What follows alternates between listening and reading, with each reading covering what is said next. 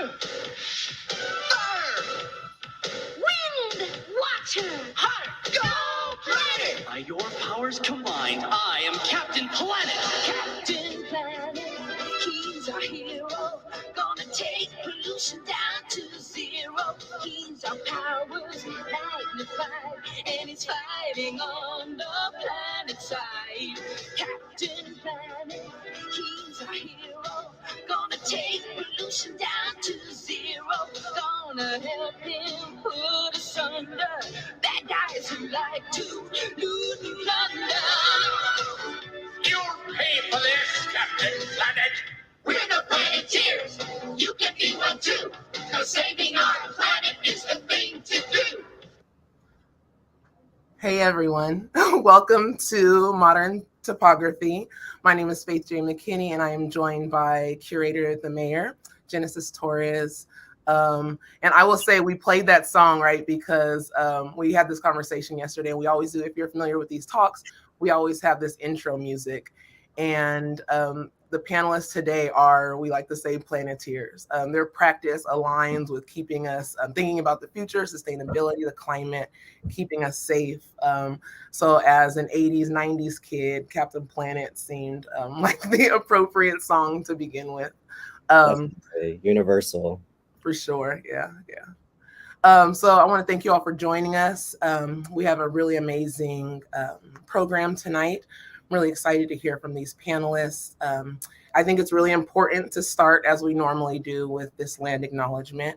I'm just acknowledging that Coordinates Ice Pack takes place on the now occupied traditional lands of the Nisenan people, who are the past, present, and future stewards of this place.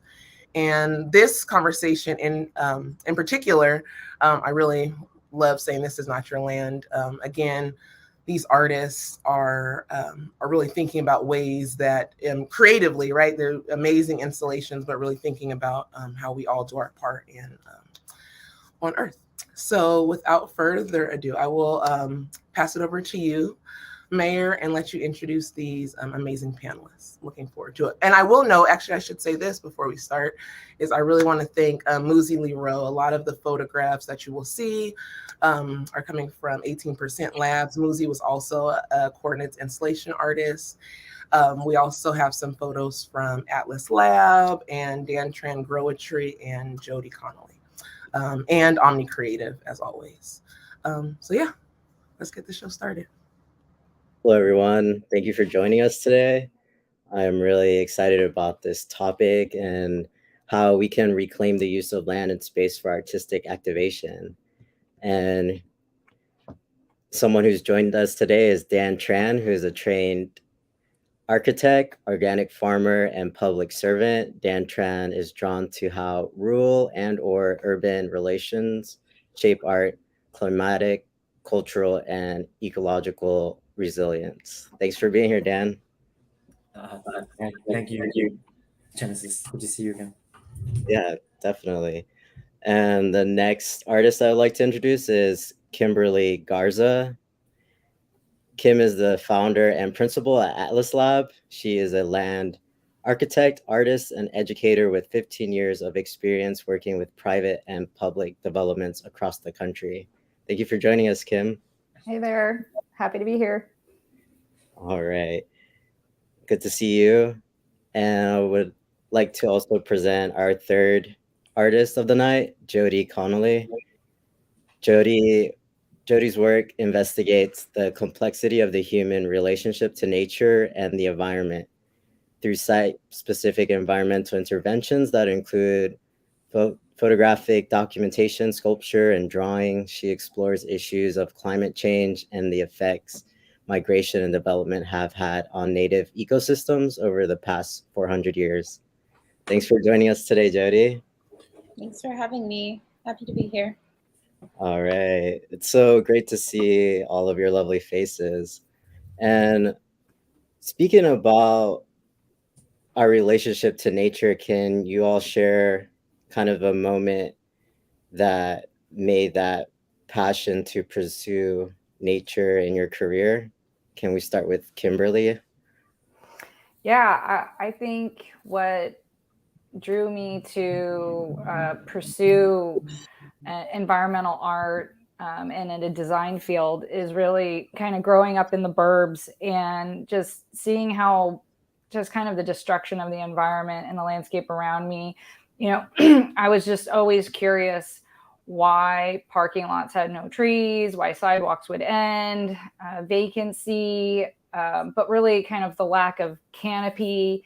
And so for me, I always just kind of question, why is it this way? I don't, how can we fix it? How can we add, and again, naively at the time, like, how can we just add green to it? How could we do that? And so for me, it was really more of the destruction of the environment that at a young age, I observed that really pushed me to pursue this field. And luckily, I was starting to pursue in college a career in architecture, and then found landscape. And I immediately was like, wow, this is where I need to be. And so it's been great with my practice that I'm able to kind of really explore at different scales my passion for just improving the environment around me. Thank you. Jodi, what was an experience for you that was profound? I think similar to Kimberly, I mean, I didn't quite grow up in the suburbs, but I grew up in like the last suburb outside of Raleigh, North Carolina. And so we're really surrounded by woods, and that's where I spent most of my time as a child. So I feel like a lot of the things that I learned about life and just how the world works was through watching these sort of cyclical activities of the world around me. And so I think, I don't think there was ever really a profound moment, but just it was so deeply ingrained in my formative experiences as a human that it's always just been a part of something that I was interested in.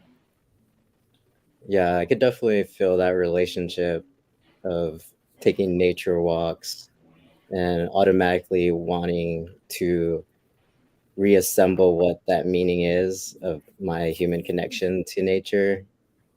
So I really appreciated that answer. How about you, Dan? What made you pursue environmental art? Yeah, I want to echo what Kim said a bit. Working in architecture, end up being party very very very very much a part of a lot of waste. A lot of dumpsters, a lot of construction waste. Seeing a lot of destruction, and like being a part of that is definitely something that's always been on my mind as I kind of keep moving forward in what I'm doing, and seeing all kinds of waste, not just in terms of pollution, but like if we are thinking about that landscape Kim's describing of the suburbs, of the parking lots, of the grass. For me, a lot of it was seeing the sidewalk being watered more than the trees. That's the thing that like really irked me a lot, and kind of led me not away from architecture school, still continued along that path, but then tried to augment it with some unusual things, going to gray water workshops, going to volunteer in community gardens, and then ultimately getting on farms and like working on intentional community farm cooperatives that kind of really tied it all together and corroborated a lot of what I was thinking about how things might, be different. Kind of like Kim was saying, that there are really great alternatives to what we grew up with. Yeah, I like that you're speaking about like different programs that kind of help through the mentorship of kind of developing these spaces and your ideas around environment. Jodi, can you share maybe some of your mentors within your field? In terms of mentorship, I think when I was working on my master's degree at UC Davis, I had some great professors but I was really interested in working with the environment. And when, I'm relatively new to California, I moved out here for graduate program. And when I learned that, most of the grasses and things I was seeing growing out in the hills were non-native or invasive plants, I got really curious about why that was happening or why it happened and what it might look like if you replaced native plants. And so I connected with Kathy Kohler, who's the director of the McLaughlin Reserve that's part of UC Davis's research land holdings, and kind of threw my idea out there.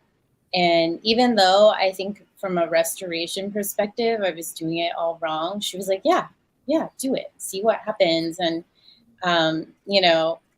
they really offered me, Kathy and her husband, Paul, really offered me a lot of support and education, taking me out into the field, showing me native plants, helping me choose what I would replant in this section of land that I had opened up for cultivation. And so I think in terms of mentorship, she was probably one of the most important people for me on this pathway of sort of figuring out how to move from an artist who had been trained in painting and drawing into this really physical, land-based, haptic realm of digging and growing things and kind of trying to transform a space in the landscape. Yeah, and Kimberly, I was going to ask you about your working with other organizations and institutions. How does that affect your creativity as the architect and artist of the project? Yeah, I always think, this is a great, just the image right here of California Cathedral, the first public art installation for the city of Sacramento, right, as part of the Sacramento Convention Center renovation. And I have wanted to use wood. I know I'm wanting to do a sculpture, but knowing that the limitations with using wood is that it could be easily vandalized and carved into, and it's a fragile piece of material in a highly public setting. And so for that, that was designed strategically to be lifted off the ground to prevent, things will happen, but just to reduce any vandalism to the sculpture itself. But I didn't use, I could have easily been like, oh, I just need to do a bronze sculpture or a concrete or a metal-based forms that you typically see in the public realm. And so always being mindful of the material selections. And so that I would say is always a limitation, and understanding context and usage and how people will use the space instead of fighting it, just accept it, but also, build towards it. And so, that's kind of, it's the cost, right? Cost and then the material selections, because all the work is primarily all in the public realm. And so that's been the kind of, I think that kind of puts some limits, but you just kind of have to get really creative. But what's been also nice just practicing in Sacramento is that institution or organizations that approach us to work with them, they want to see creativity, they want to support it. And that's been really great because they don't want something cookie cutter or copied from somewhere else. And so it's been great. But I would say that's those are the big things that we run into: cost, materiality. Yeah, definitely. And all of the three of you guys work in site-specific locations. But that also reminds me of Dan's work. Can you speak about your relationship of creating those samples so that other organizations can maybe choose a different material to build these structures? Because these are just kind of examples of other forms you could do with metal, wood? Yeah, I think when you think about site and you think about, or when you think about site specificity or collaboration with an institution, or with the idea of collaboration in general, you know, I it's very easy for me to think of collaboration with site itself, and I think that if you're talking about materiality, I think materiality comes down to site specificity as well. And there's a lot of pragmatism that comes into that, particularly when you're talking about work in the public realm. Again, I'm echoing Kim. I want to underscore what she said about the importance of materials and designs that take all these things into consideration, and in a way that doesn't have a cookie cutter outcome. And so, for example, I had this idea once, very naively, that like I could do a sculpture out of copper, right? And that copper was really important to the site, being that it was a research institution, and that copper played a really important role in the history of scientific research, and particularly computation. But straight out, people were like, "No, we can't do copper because we have a serious copper theft problem in this area and already on this site." And that was great, because it led to these other materials that I wouldn't have otherwise considered, that ended up having a much better outcome, and a lot of the same objectives were kind of surpassed. Like when it came to a patina, I wasn't aware that marine grade stainless steel could produce a patina, but it can. So that was a great find. But I just want to come back to about the nature of material, and like my kind of I guess baseline use of irrigation tubing. But maybe I can do that later. Let's move on. Sure.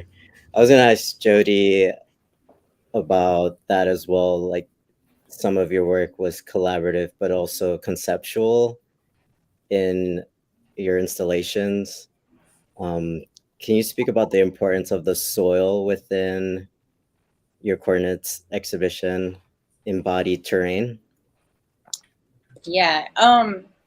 So I've been really interested in making wild clay for a while now, and sort of using what is around me instead of trying to, buy supplies.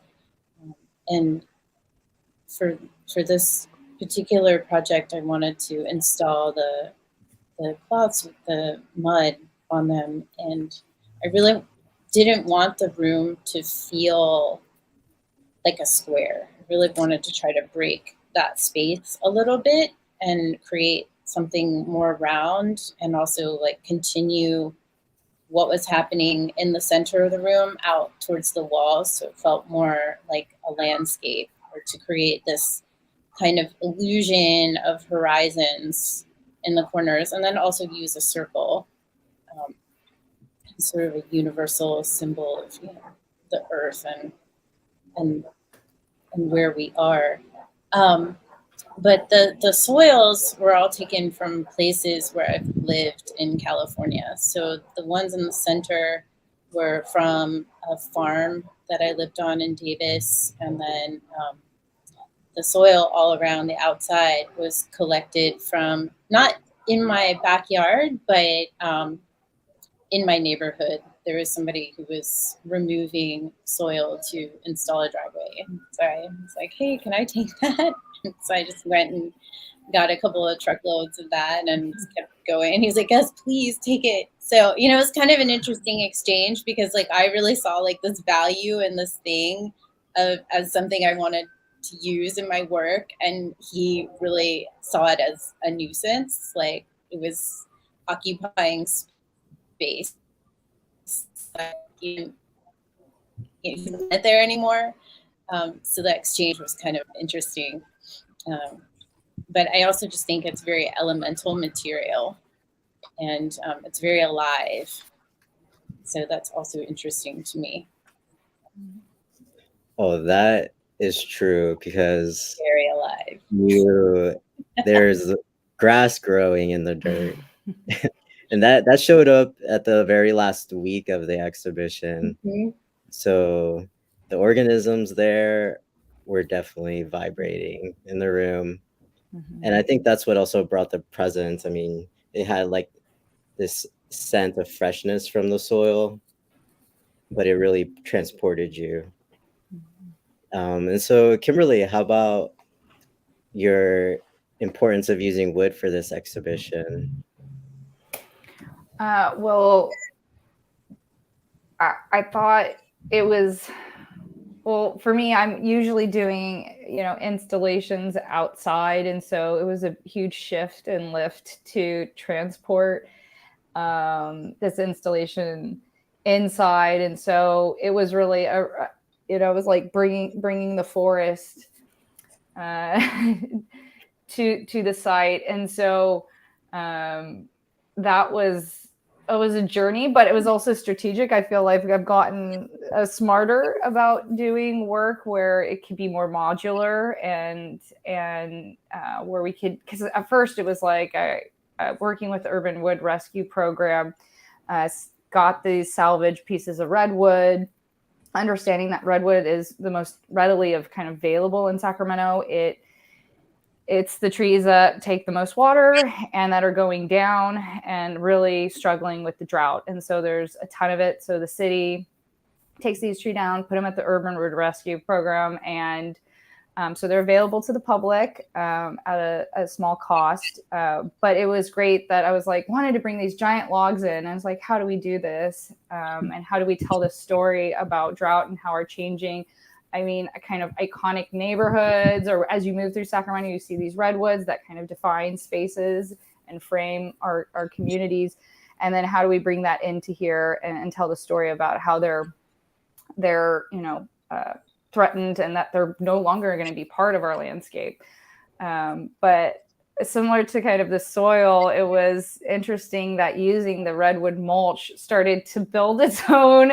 I mean, it smelled so great. I think that was kind of an unexpected moment that I knew it was going to smell good, but it was definitely somebody said smell-o-vision. As you come into the space, that it really kind of heightened the experience of being in the redwoods. And so that was kind of an unexpected moment of using wood in the room, in addition to just the logs themselves. Yeah, I love that. Yeah, that smell was surreal. And I think too, having the dim lighting helped heighten your senses. But that was a definitely transitional moment within the space, and it was so important to have. It really sanctioned the area. And every time someone would come in, I'd be like, yeah, go to the forest and you can see this person, this person. It was definitely a centerpiece. So I appreciate that. And Dan, I wanted to speak to you about your sculptures and how they address the consciousness of waterways.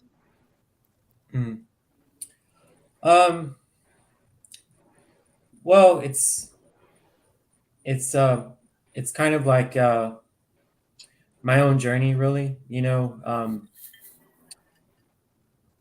I have been making designing and installing gray water irrigation systems for about 15 years. And it wasn't something I was planning to do when I came to Sacramento, but, looking at the way, looking at the landscape here and how a lot of houses are built, it just makes a lot of sense to do it because it's flat and a lot of the houses are on raised elevations. So it's really easy to work with gravity to do that, to reclaim gray water.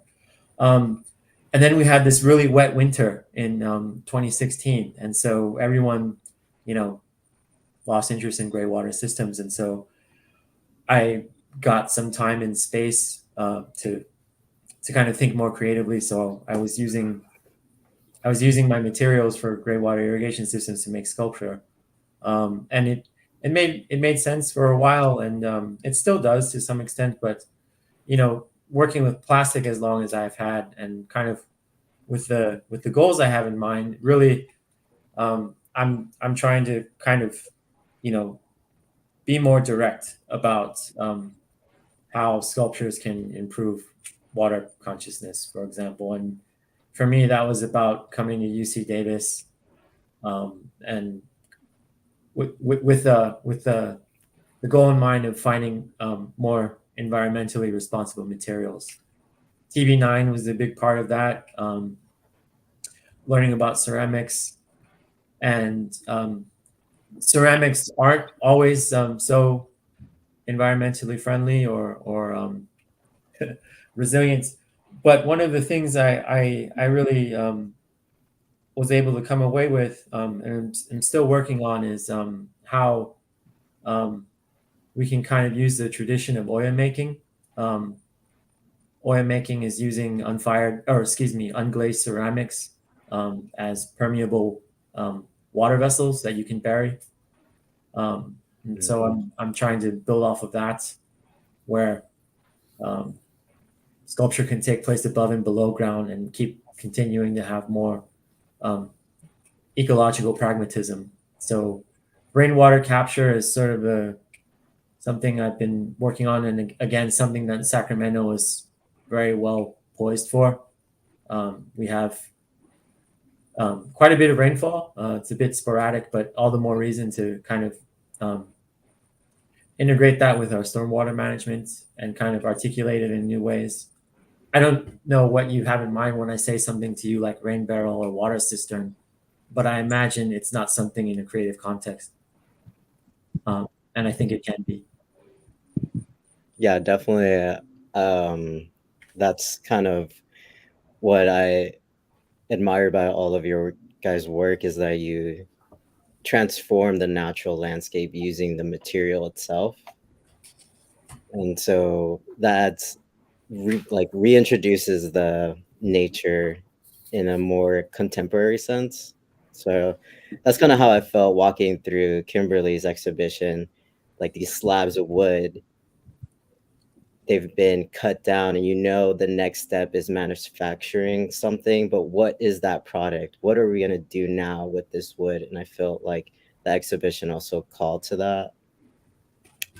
So Kimberly, can you give some kind of ways people could support environmental change or activism locally, or maybe support some organizations that you know? Yeah, I think it's about staying informed. I mean, even though I work in landscape every day, I mean, I'm in my own yard. I'm just trying to build any biodiversity and microclimate, and trying to have habitat for birds and bees. And I'm no pro, but I think it's like we just have to stay informed. And be stewards in any way we can. I know it's tough, but I kind of try to keep up with what the Sacramento Tree Foundation is doing, and then always trying to. I think it's becoming more common for people to think about drought tolerant landscaping, and but I think it's just being aware and being more mindful about just plant selections. It's like anytime I go down to the nursery and you see all the people going towards the water loving plants, and I mean, there's just simple ways that we need to just kind of shift the way we think about what a landscape should look like. It's messy, but I think it's like the little moments we can get engaged in the landscape. And do our best to just. I wish I'll share like a laundry list of like resources right now. I can't rattle them all off right now, but I know I'm still learning. Like I'm still learning and growing, and just talking to friends too. It's like I have great friends who really know a different little, splice of landscape, and And I just like to talk with friends and peers about what they're doing. And, you know, with Dan's sector, it's like, it's like I design irrigation systems, but I love hearing his take on it and how he approaches it. So, I mean, it's conversations like this that we get to open up and learn about things. And like I shared tonight about the Urban Wood Rescue Program, it's a program that I found out about, you know, in the last couple of years and said, oh my God, like, how is this not a resource shared with everybody, that people can tap into this and learn more about? I mean, they have a huge lot with every tree you can think of that could be repurposed for artists. So please tap into that. Okay. And Can I add one thing to that? Go ahead, Dan. Here in Sacramento, we're about to make a major shift in how we compost. And so I just kind of want to mention that to everyone, you know, brace yourself. In July, we're going to be able to put all our food scraps in our green bins. And so I think if you just want to kind of, you know, prime yourself for that, and kind of start getting into that habit where you're keeping that, you know, that extra bucket or biodegradable bag, or, you know, whatever your style may be, try getting in that mode. It's a little shift we can all make. But when you look at the science of you know, methane and CO2 production, that's going to have a really great impact on how we be better stewards. Great. Nice. And Jodi, how about you? What are some ways that you also engage? You mean in my... Yeah, just in general. Well, I mean, we're doing the same thing. We're getting rid of our lawn and replacing it with native plants, drought-tolerant plants, pollinating plants. You know, we just really, really being mindful about what we're putting in the ground and how we're, you know, stewarding our own little microclimate. So that's definitely something that I'm doing on a personal level. It's like, you know, aside from art practice, and again, you know, touching back to what Dan was saying about ceramics, you know, I think conceptually, I think once I fire something that I made out of clay, it's kind of a fossil of what it was before. But I also don't really like to fire my work, because then I can just rehydrate it and make it into something else. You can like continue to use it. And I think art making has a huge imprint when you think about the processes and materials and like all the paints and things that we can use as artists. There's kind of a lot of waste a lot of the time. So I really am trying to, you know, use everything, recycle as much material as possible. If I use wood, it's like every little piece I try to save, and you know, do something else with it. You know, it's just about, and I mean, the price of everything too is an incentive, right? Because those resources that I think we've taken for granted for generations, like water and wood and fossil fuels, etc., like are becoming more and more expensive and more harder to get. So I think just from, you know, a pragmatic standpoint, we should all kind of try to use and reuse and be as careful as we can with the things that we do consume, because we're all taking advantage of plastics and metals and, you know, all kinds of things. So I think a lot about how I'm implicated in that when I'm making things, but also just living as a human on Earth, like talking on the internet, which is supported by like a huge amount of, you know, wires and metals and plastics and, you know, I don't know. It's just, sorry, that got a little meta, but No, it's truly that deep. Oh, this like, I feel like it's in the fabric of how we're living, and for me, it's about just paying attention and trying to be really mindful about that. And I think all of us are, you know, thinking in that way on some level. Yeah. I just want to ask you too about the connection to the coordinates within your exhibition, the cheesecloths. There were Sacramento. And could you talk about the importance of these longitudes, latitudes? Sure. So when I started figuring out the heights of each piece, the center one, the height of that center piece coordinated with the altitude of the coordinates building. And then I sort of made a radius around that area and marked points on a map and tried to approximate the altitude that was like moving from the valley and then like out in about 100-mile radius, but quickly realized that the altitude goes up really fast once you hit the Sierras, and like I would have had mud like through the ceiling if that was really like reflecting accurately the topography around us. And the piece is kind of my first attempt to take the idea of a topographical map and move it into a more three-dimensional realm. There's work to be done there, but that was sort of like the guiding principle for how those pieces were arranged and why they were sort of lower in the center and they got taller as they went out towards the edges. Thanks for joining us again, Faith.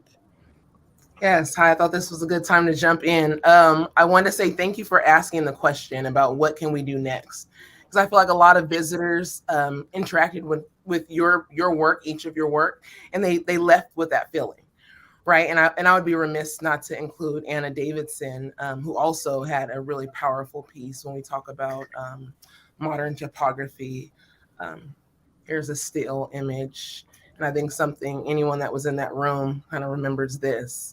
And this was that moment. Yeah, this was that moment. Like, and I think that, when you think about art, and we're still, it's an exhibition, a museum, but leaving and there's some social action. I think that's really important. So I thank you all for that, because it was fun, right? And Instagram, you guys all got, I'm sure, tons of tags on Instagram, but also I think a lot of people thought, okay, there's something that needs to be done. And also thinking about Miraday Landscaping, who landscaped the front of the exhibition and also brought out the mobile nursery. But all of their work, the plants that they brought out were native to the area. So I think that was really important. So I think all of you, especially those 5, I think really thought about the importance of the land that we're on, this very temporal, ephemeral space. But I would like to ask the question that I'm sure everyone wants to know, because they're very large installations, right? And I want to know some of the issues you ran into, right? Working inside. I'd like to first start with you, Jodi. Thinking about your install, was there anything that you'd like the people to know? This is the fun stuff, right? Like, it's beautiful, but so much work goes into, especially when you're dealing with the materials that you are living, you're living organisms. So Jodi, was there anything, I'm gearing to talk about, right? You can talk about it. those damn flies. But I loved it, and Jodi and I and all the curators had this conversation shortly after we started. I mean, these flies showed up to the party, and but it was, for me, it was beautiful. It was, I hate flies, but it was this moment like, wow, it's like, okay, they're here, and you actually use real dirt. I'm thinking about the land acknowledgement that I contributed to. That was that was bot dirt. It wasn't land. So I think that was really special with the flies, and I'll always remember that. But I also remember that moment, like, people probably don't know. We'll have the catalog. People look back like, beautiful, but no one will remember those flies that we were cleaning. Oh my goodness! And it was kind of like a disaster. It was like, oh, hide the flies. It was interesting. I mean, at first, it did occur to me when I picked up that soil that it might have little critters in it. And, like I thought, okay, maybe some grass will grow and some weeds might pop out in here. you know, maybe some bugs. But after I was there for like a week, I was like, no, nothing. So maybe we're good. And it had occurred to me at some point to go and have all that soil autoclaves. You know, like you can do it at the at UC Davis in the ag department. They have these huge kilns where you can sterilize soil for lab experiments. But I was like, they're tearing this building down. Like, it's fine. And then after a week went by, I was like, oh, we're in the clear. Okay, no bugs. And then it was like, then I get a text that's like, there's flies all over the place. And I was like, oh no. And so, you know, and actually I think this is kind of an interesting thing that happened because For sure. you know, the flies came out and then we like taped up the exhibition and bombed it with pesticides. Yeah. Which Which is I would say you were concerned with. You did, you know, it wasn't just like, oh, I'm about to do this. You know, you really thought about it and you really were tried to be intentional as you could. I mean, here's the thing. You know, I think that it's a great example of what happens when we're living out of balance with our environment. For sure. It's like we resort to these things. And, oh, no, for sure. Yeah. And, you know, for me, I'm always trying to, you know, grow organic food and, you know, you try to do things as gently and carefully as possible. But, you know, this theme that keeps coming up in my work. And it happened when I was working on the line piece out at McLaughlin, where I had to resort to herbicides because the native plants could not, well, native plants, they're on their own time schedule. Okay. Like, if you have native plants, just be patient with them. They'll come when they're ready and the conditions are right. But I was like on a timeline, which is not a good thing also for restoration. But, you know, they were like, just, you can use herbicides. It's okay. Like, we're not going to eat this. You know, people use it in meadow restoration all the time because the species that live here now are so well adapted. You know, so it was just like another situation where I'm like trying to do the right thing and then end up having to resort to like chemical warfare.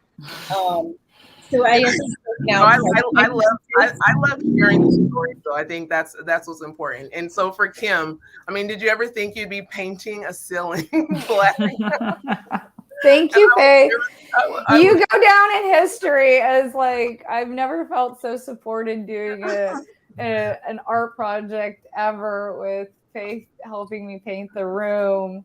But yeah, I think that was the kind of shock to my system was as a public doing primarily all my work in the public realm, having this great opportunity to be inside for the first time and not being like thrown into a parking lot somewhere.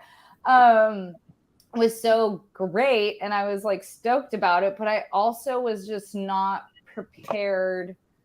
I think when we go to museums and we see these like whited out spaces, it's like we take for granted that it's, you know, this space has been curated and muted, and coming into a space that was, you know, I'm not sure what exactly that particular room used for, but, you know, let's say, you know, an office space, it was a challenge to prepare that room for the trees. And that was definitely a struggle that I and me being the planner and being hyper organized, I had a plan. I knew how many trees I was going to put up. I had the draft. I had it all scaled and ready to go. And then when I got in the space, it all went away. And that's where I think was like freeing, but also felt like out of control because it was really each stack of wood was strategically placed as you moved through the space. It was like, okay, now this feels right. Now we're going to put this one in this location. And now, like, although I did it in plan view and I thought I had it all figured out, it gets all changed when you're trying to create experience of people walking through this forest. And so everything was, so highly positioned and customized for that experience. Yeah, even the way you ripped the carpet, even. Yeah, little Yeah, islands, the blue Very nice. carpet. Well, and I think that's the thing that about, I mean, this is my first large installation like this, but how, and we talk about it on these talks, that they change, things change so fast. And actually for, many people don't know, Kim's first proposal wasn't that space. It was a much smaller space, and it was a different idea. And then, I mean, within a week, you're like, hey, I want to change it. I'm going to go big. And I mean, it's amazing. But like you said, there's so many things. I mean, your whole team, shout out to your team coming in Thank there. you, Elise, Renee, Daniel, Yes. Dave, Andrea. Thank you guys. I mean, literally lugging in, in this wood. And then shout out to you just opening up to the community for reuse. I mean, I think we got rid of, you offered it to everyone for free. And I mean, maybe 2 days? That weekend it was gone. Oh yeah, it was all gone. Thank God. Again, got to think about, we all have to think about when we're doing this work and this temporary work, is how do we repurpose this, and how do we give back? And so it was really great to hear how different people were going to use it afterwards. And thinking about sharing, so this happened, I'm going to share a photo here.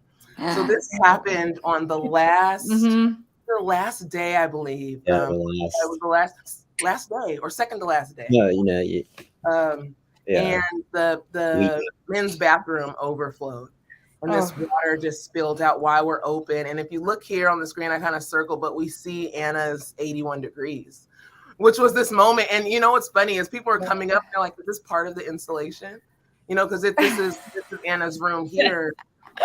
And which was, showing this, and then you have this water kind of looking like it's coming out. So I mean, that was a wild ride there, but there's so many things, right, that happen that people don't know about. But that again was this moment of, wow, there's a lot more going on the land that we're a part of. I just want to give a quick shout out to Dan and Jodi for having a ladder as part of your studio practice. Yes. You know what's funny is a lot of the other talks, a lot of people talked about not having ladders, and because we were, there was limited number of things with 35 artists working. But yeah, Thank you, Jodi. I think I used your ladder. You're welcome. And also we talk about just prepping the space, right? A lot of the rooms we did prep, but Jodi was one of those ones. She's like, I got it. I'll go in there and painted the walls and the floors and just really immerse herself in that room. I do want to talk about another project that actually started before Coordinates. So this is Remainder. This was actually in the gallery. This is Dan Tran's work. And I mean, this doesn't give kind of the scale when you walk into this room. I mean, these sculptures are completely surround you in all different sizes and dimensions. And but what I really love about Dan's work is, and then we go to this. This is Southside Park. I have a few pictures of my dogs in front of Kaleidoscope A. But Dan, I'm really interested in just you talking about this work in particular, because I think this was the moment when people walked into this room and they knew exactly who you were, and they knew they go back to this Kaleidoscope A. But I'm really interested in this work, and obviously it's a beautiful sculpture, but there's so much more a greater purpose to this environment that you created. Could you talk about this a bit? Sure. This was a project that was initiated by the, I forget what year it was, the Sacramento Creative Economy Grant. Maybe it was. In 2018. Yeah. Okay, the date's right here, right? Yeah. 2018. So this was a collaboration I did with a really wonderful friend and collaborator of mine, Trent Dean, and Trent Dean and I. We met at Hacker Lab, maybe 2012 or 2013, and originally I was just in Hacker Lab, like I mentioned before, doing fabrication for the gray water irrigation systems. Trent was doing furniture at the time, his own furniture, and then opportunities came up like Art Hotel and Art Street, and now Coordinates. But that got us thinking about different scales and different opportunities to do things, explore our creativity. We're both really interested in geometry and digital fabrication, and me, I'm coming to Sacramento from the farm at UC Santa Cruz, Center for Agroecology and Sustainable Food Systems, and I'm trying to kind of tie all these things together with a civic intent, which was what the city of Sacramento had in mind with this grant program. And one other thing, when I'm coming to Sacramento, I'm spending a lot of time on the river, American River, Sacramento River. And one of the things I see that really struck me was the swallowtail, the pipeline swallowtail butterfly. And I learned the story of the pipeline swallowtail butterfly and the California pipeline. And I'm just kind of blown away. We're kind of overloaded with the importance of the milkweed and the monarch, but I thought this was something that was really under-celebrated in this region and in the city specifically. And I do the research and I find out that pipeline used to be just as common as wisteria, but it fell out of favor because it's a plant that loses its leaf in the winter and it's very hard to maintenance and very slow growing in the first 5 years. It's got a saying: first it sleeps, then it creeps, then it leaps. And anyhow, long story short, we come up with the idea that we should kind of do these trellises that act as these ecological way stations to kind of bring the butterfly back into the city. It's not endangered. It's very healthy along the American River, the population I'm referring to. But why should it not be in places like Southside Park and kind of like in our urban canopy? And so we were looking for sites. We initially proposed this at the what's now the SMUD Science and Technology Museum, where incidentally is where we have a majority of the city's water supply come in from the Sacramento River.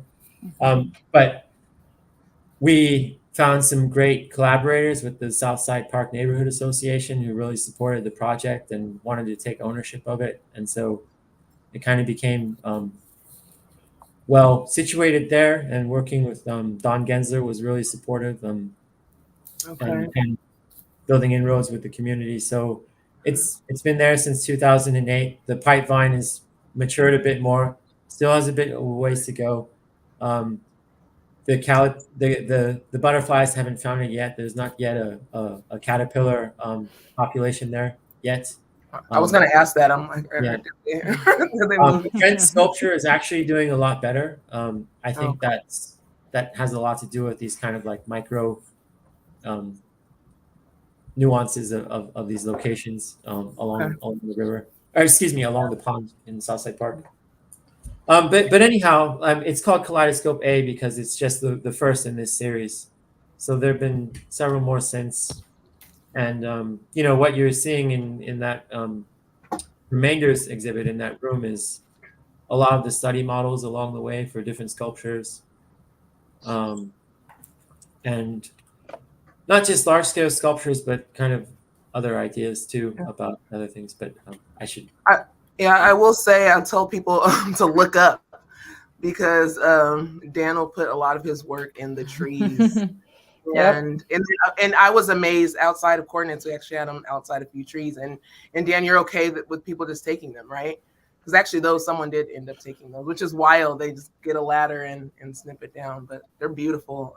But they are up in the trees. And yeah, it's been an interesting practice for me, and I think to a large extent, a lot of us have to kind of get really comfortable with creating and releasing, right? Yeah, for sure. Not knowing how things are going to turn out, and even after the work is gone, right? In this case, you still don't know how things are going to turn out. I've seen pieces turn up in places I would have never expect them to. Nice. Yeah. And that's always been kind of Yeah. really eye-opening and informing. I do want to ask you, Kim, which I also believe this was a creative economy project, which I was looking at your website, and shout out to your team, a beautiful website. But I was shocked by this here, which is, when I looked at the date, and this is actually before the Crate Challenge, right? Yes, I was I was About this project. I created the Crate Challenge before it was cool. But again, this was that talking about creating modular landscapes for temporary exhibits. Like this was great because I was like, just taking on way too much. I get to be a little like way too ambitious with smaller grant funds. And I'm like, this time I'm going to work smarter, not harder. And so this was just milk crates with the zip ties to create this. And we assemble it in a few locations. And what was great about that is that you can create a different landscape depending on what site you're in. And so this one was more, had more of the pyramid shape because we wanted kids to go up on top of it and feel like they conquered the world. So this was in Oak Park, where now housing is there now. So it's kind of crazy. Oh, really? Wow. Yeah, that's the we're at the Oak Park Triangle, right next to the former Arthur Henry spot, which is now the Butterscotch place. Yeah. Okay. Yes. Yeah. Zip ties was that was the missing in the Crate Challenge. One last, and this is actually, I believe, how I met Jodi or came to her practice. The Garage on the Grove is amazing space, and Jodi was featured there in April 2021, and this is an image of her install, Fractured River. And Jodi, I just love for people to hear about this. If you can just give us just kind of a brief summary of this show and the importance of it. Sure.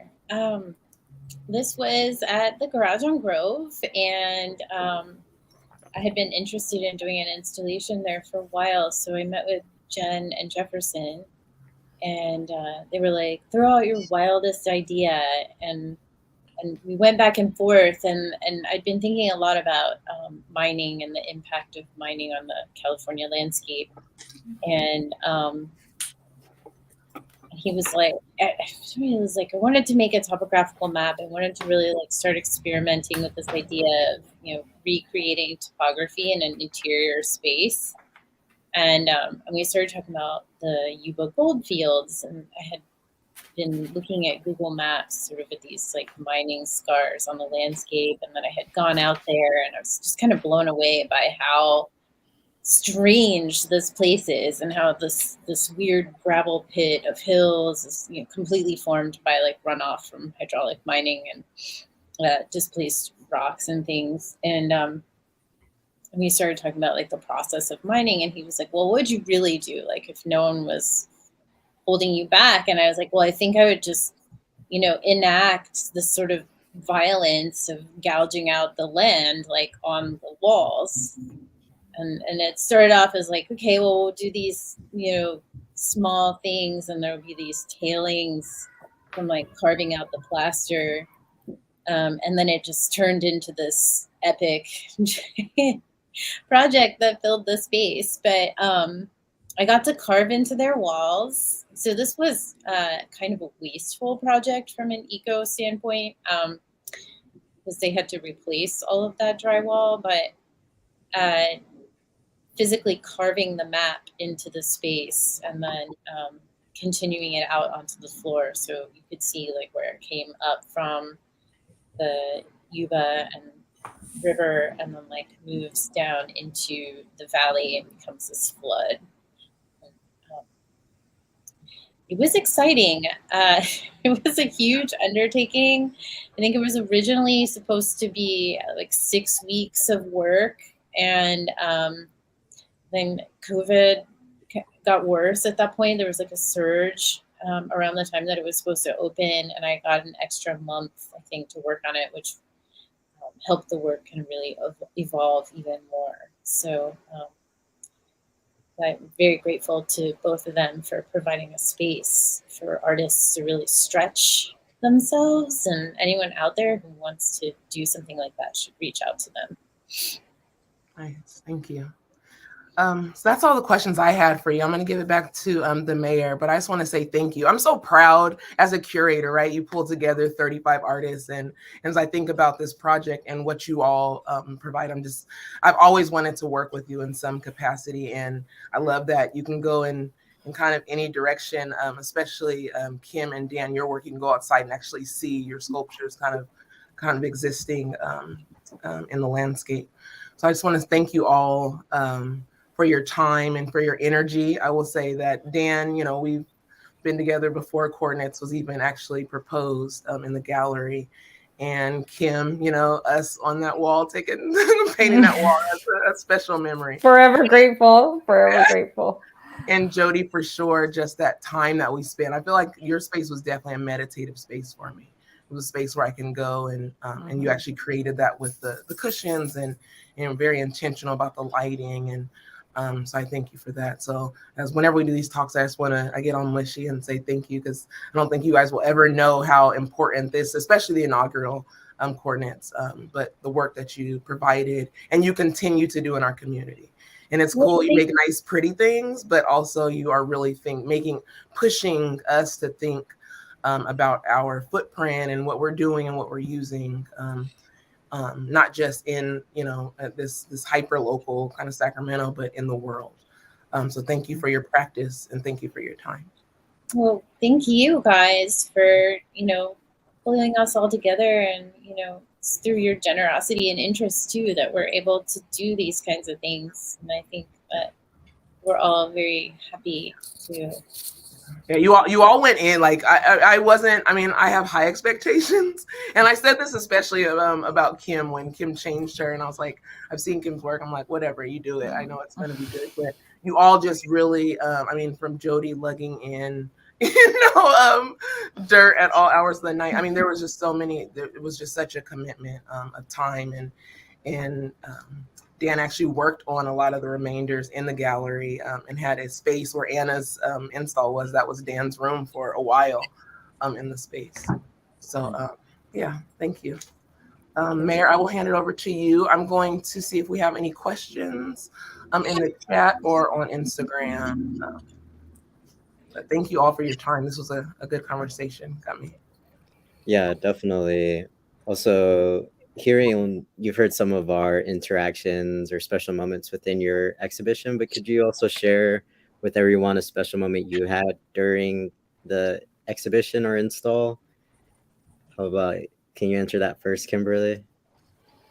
Well, sorry, maybe I'll take this opportunity. I've just been meditating on the question about like what we can do. And I don't know, I just want us to keep observing our land, just enjoy what we have right now. It's just how precious and how fast changing our landscape is. I went up to Humboldt State Park and I was in the redwoods and I was just again, inspired and just having all the feels up there last year. And then you see all these burn scars on the trees. And I was just oh, this face is like fire.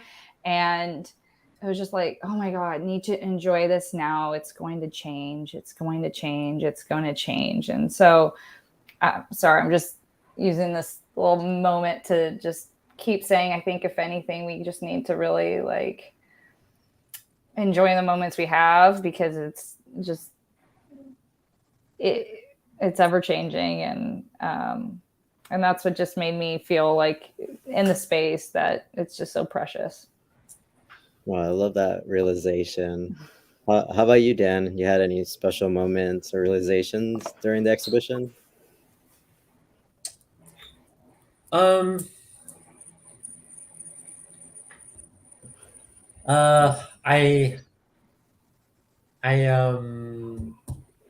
know I appreciated seeing your dogs come and join you installing.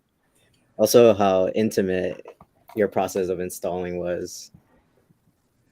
Yeah, I I really do enjoy the camaraderie in spaces like this.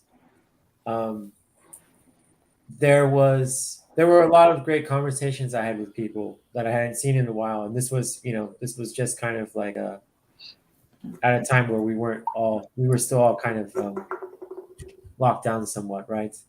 Yeah. And I remember visiting Andy Cunningham. I hadn't seen him in years. Maybe the last time I saw him was in a really similar situation where we were both working on our projects at Art Streets. So it was nice to catch up with him. And I met Summer Ventus. Like Summer Ventus and I had been like on Zoom all this time, working at Access Gallery, but just bumped into Summer in the hall and ended up having like, I don't know, a half-hour conversation about landscape, and about wilderness and about Robert Smithson and Thoreau and Emerson and Muir and kind of like patriarchy in landscape, right? It's like great conversations I probably wouldn't have had anywhere else. Yeah, So, thank you for sharing that. yeah. Jodi, how about you? I know I've personally had a lot of special moments during install, ripping out that one panel in Summer Ventus installation at Home Sweet Home, but also your willingness to help others, even though you were there rolling these barrels of dirt and constantly working on your setup. Can you share a special moment you had? I mean, I think there were so many, like all of you guys have said, just the connections I made with people, and like tearing out that board from that wall was definitely like a bonding experience. And you discovered my love of demolition. It's really satisfying. And yeah, just getting to know people that I'd seen their work around, but I hadn't really ever met them. Like really getting to know Maria Mariscal, who's down the hall from us, and watching her build her world was really cool. And having lots of great conversations about just sculpture and building things and compositions of space. And yeah, just and I got to be next to Muzili Rowe, who is one of my best friends, and so that was really cool to like work side by side, have this little door between us, and we're kind of creating these opposite worlds, and really just it was great. It was great to be in a space working where so many people were just really like giving it their all, So. Can I say that, Jodi, a special moment for me was, and Kim, I think this is actually your project on 15th and S. So I needed some dirt for my land acknowledgement, and Jodi was just down. We were out there with a wheelbarrow, and we're like, let's steal the land back. This is stolen land. We're going to steal it back. Yes. You guys have a very good security and fin system, so I had to buy a lot of my dirt.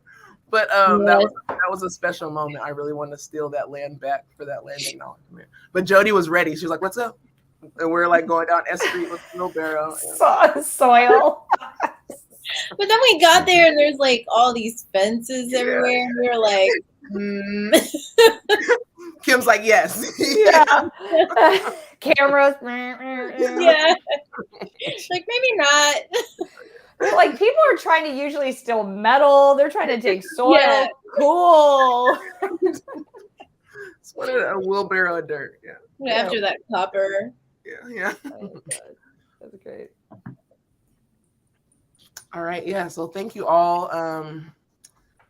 Genesis, is there anything else? Do you have any final remarks? Is this it? We go over all the time because it's always a good conversation, and I appreciate it all. Yeah. No, I appreciate how you guys reinvent the landscape and how the awareness of our landscape is introduced in your work.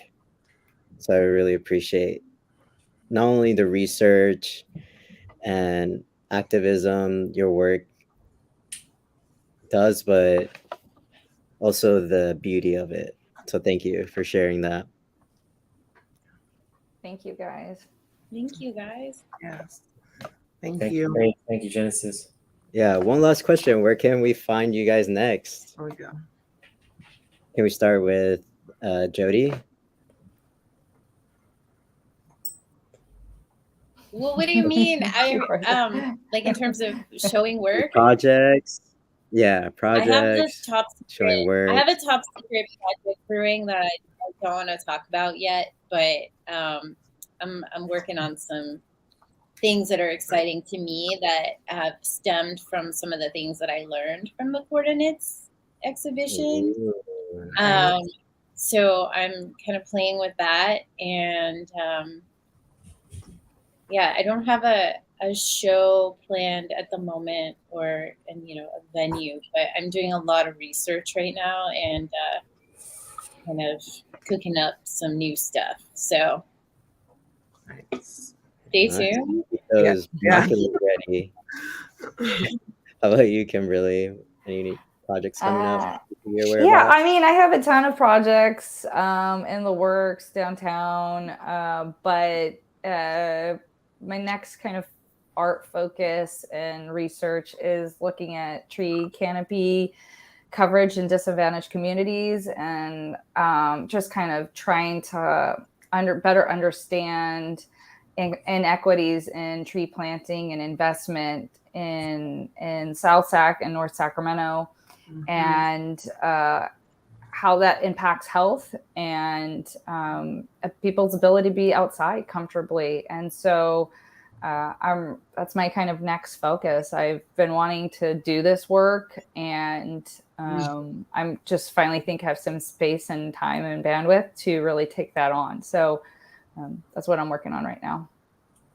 That's amazing, Kim. If I can just say, I mean, I grew up in South Sac, and I still go back. My eyebrow lady's still there, so I go. And it's so much hotter. Just I go and there's no trees, and I just look around, and the parks don't have trees, and it's like when you say concrete jungle, and I just recently really started thinking about environmental justice and those things. And you can go into these, not just South Sac. You can go to Del Paso Heights, you can go to Oak Park, and just see the lack of trees, and then you go to Land Park or East Sac, and or me, I go to Capitol Park, and it's 10 degrees cooler because I can just sit in the park, and I just think about. I don't think enough people think of those things until you live there, until you go, you work in those communities. So thank you for that work. That's amazing work. Yeah, we'll chat more about it. Yeah. Can I jump in with a question about that? Yeah. Okay. And we can talk offline, but when we have a house in North Sac, and it had a dead tree in it, and we had to remove it, and we realized like how expensive it is to maintain trees. So, and I think that's a big obstacle for communities that don't have resources, because they have these big trees, but sometimes you have to water them or deep water them, or they need to be trimmed. And so are there resources in the city that will connect people not only with trees, but with the maintenance? Because I had no idea it's so expensive to take care of a tree. And I mean, you'll see that. I see in the background, that's a city tree, and I get to benefit from that because there's a parkway strip in front of my house where the city will come. And it's so funny. I thought it was my tree, and then the city came out. They're like, oh no, or the arborist came out, and he's like, no, don't worry, you don't need to do anything. The city will maintain it, but I still have to water it. But it's very challenging when you don't have that amenity as part of the street that you live on.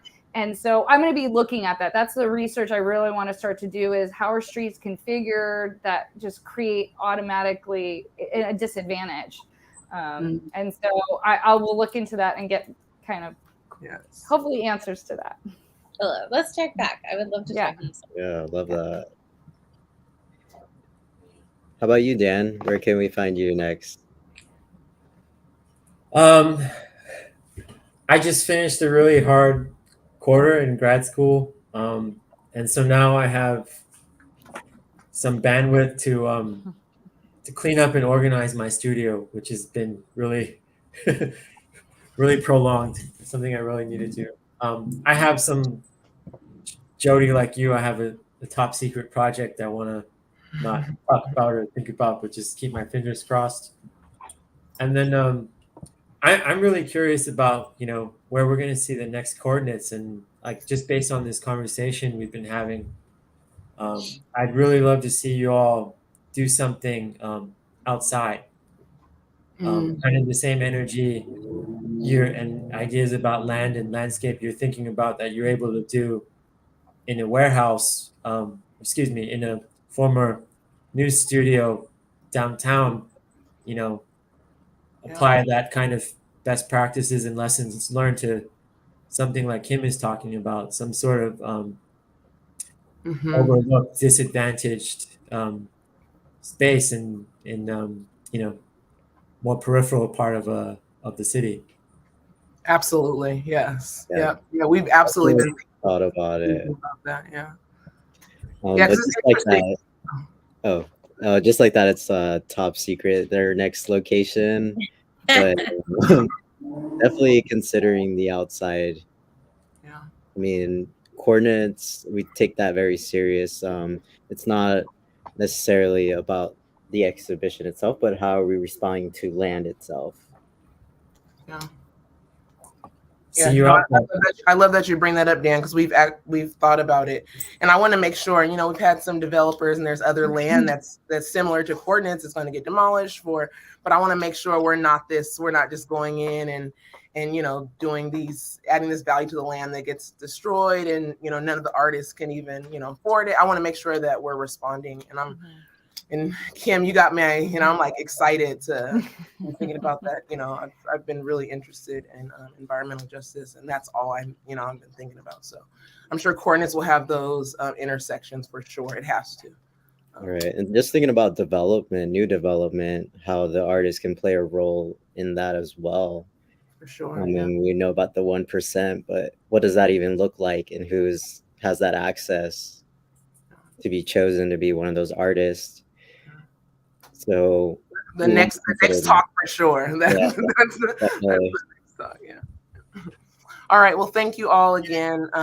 Really appreciate it, and we will see you for the next coordinates. You know that I am absolutely going to be emailing each of you, and I know that you'll go bigger and badder next time. Looking at you, Kim. I know that you already have like some big ideas.